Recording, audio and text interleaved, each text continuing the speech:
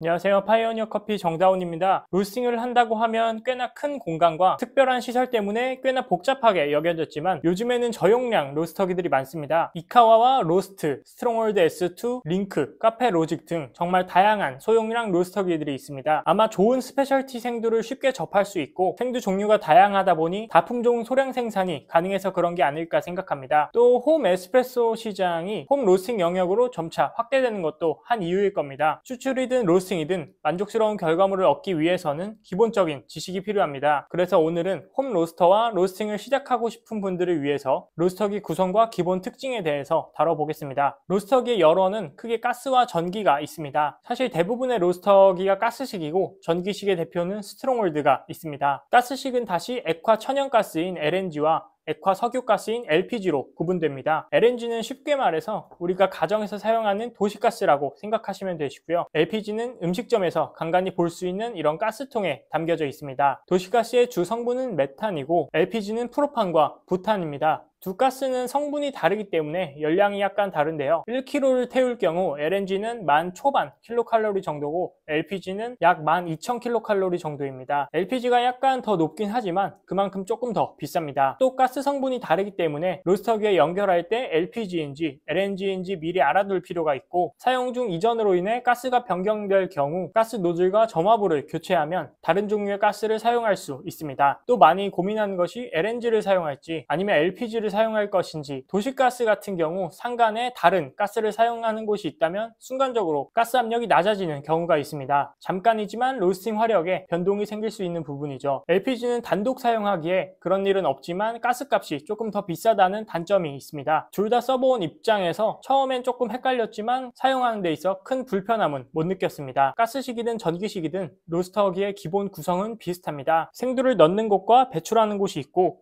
배출하는 곳은 뜨거운 원두를 식히기 위한 쿨러가 있습니다.